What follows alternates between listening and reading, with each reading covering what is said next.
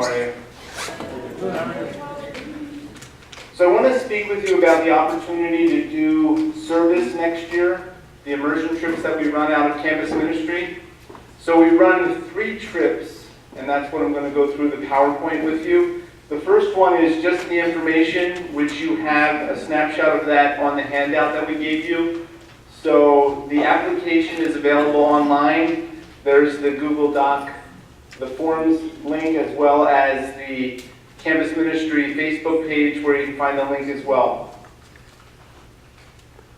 The first trip and the longest standing relationship that we have is in West Virginia, where we go down and basically we rebuild homes, we restore health, and we renew faith. Ours as well as the people we go to work with. This year we were down working on a home that had flood damage to the roof, and we were repairing ceilings and ceiling tiles.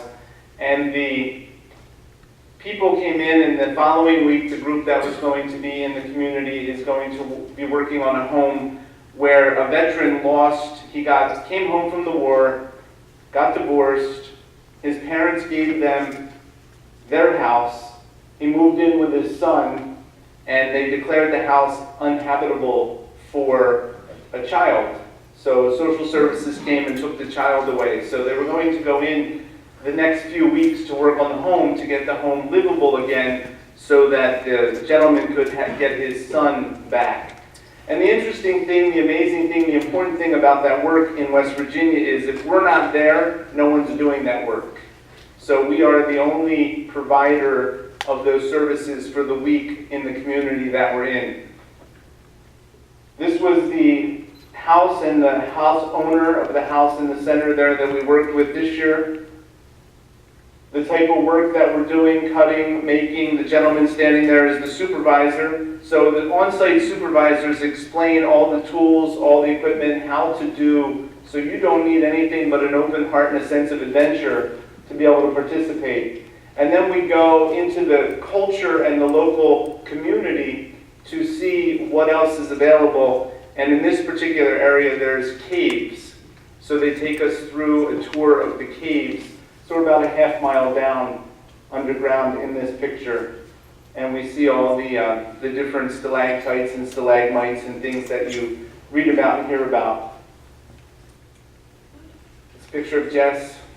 So if you have particular questions, Jess has done a number of these works, formerly as a student, now as a staff member joining us, and that was Martin, if you remember Martin. The next trip is to New Orleans. In 2005, Hurricane Katrina hit, and we still do the relief work, restoring homes. People have left and abandoned their homes, so most of the homes that are being renovated now are homes where people left New Orleans and did not come back to claim their homes. So we're doing renovation, and then people that are living with parents or in rent, they're able to get a home. And we work with the St. Bernard Project in Camp Hope. And in Camp Hope, at this point, probably 46,000 volunteers have stayed there throughout. And in the basement of Camp Hope, about 12 or 13 feet up, there's a watermark on the wall. And that's where the water was in their community. So they were located right where, in the lower 9th Ward, where all the floods were. And again, you don't need to know any of the work, how to do any of the work. The volunteers on site teach you everything that's there. So this is the home that they worked on. This was the group that was down this year. Again, New Orleans, there's a lot of culture, so each night they take in a different aspect. This is the lake.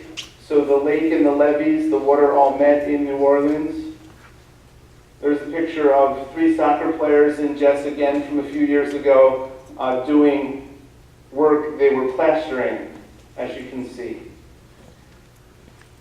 And then they go into the French Quarter, Bourbon Street and Canal Street, the different areas there, take in the food, the local culture, the voodoo shops, all the different things that are there. They have that experience, and see Cabrini High School while they're there as well. The final trip is Rostro de Cristo. The first 2 trips, Appalachia and New Orleans, you really don't need any previous experience to go. For Rostro de Cristo, given the intensity of the experience and what's engaged, the way we engage the neighbors, we do ask that you've done some previous mission trips, service trips, or study abroad type of experience to go on this trip. The first two are over spring break. This trip we leave right after commencement in May.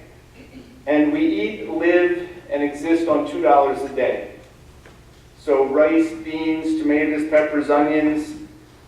Water is out of a cistern, and we get to visit the neighbors. So you've seen the pictures of people living in bamboo houses and the aluminum, the steel roofs. This is the kind of homes that people live in.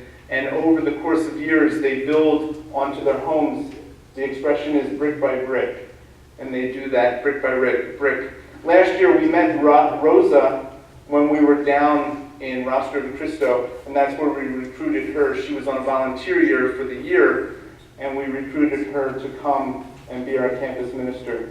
And so this is the community that we meet. This is the group that went last year, and we'll be going again in May of this year. So here they are reading to the students. Of course, they're reading in Spanish. No prior Spanish is necessary. We have translators with us at all times, but the students do enjoy when the Americans come down and read to them because they all want to learn English as much as we want to learn Spanish. There we are playing soccer out in the gravel pit outside the after-school program. Unique about this particular after-school program is that they would recruit the students out of the trash dump.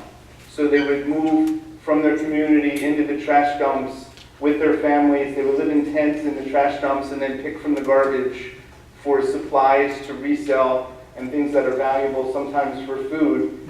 Rosa spent some time going through the trash dumps, recruiting students, building up those relationships and trust, and encouraging the students to come to the after-school program. So we do meet and we do make a tremendous impact in the community in Appalachia, in New Orleans, and in Ecuador, and they also have a tremendous impact on us. So we grow and develop and learn some things as well, but primarily it's about going and being present and serving those communities. So if you know that you may be particularly interested in one of these trips, the applications are here at the front next to the podium. You can take an actual application with you. If you have any questions, you can come see Rose and I on third floor Founders, and we'd be able to answer those and walk you through the process. So again, thank you very much for the time to speak to all of you. It is a tremendous opportunity, and I would ask you to seriously consider it. It's life-changing for the people that we help, and it's also life-changing for us. Have a great night.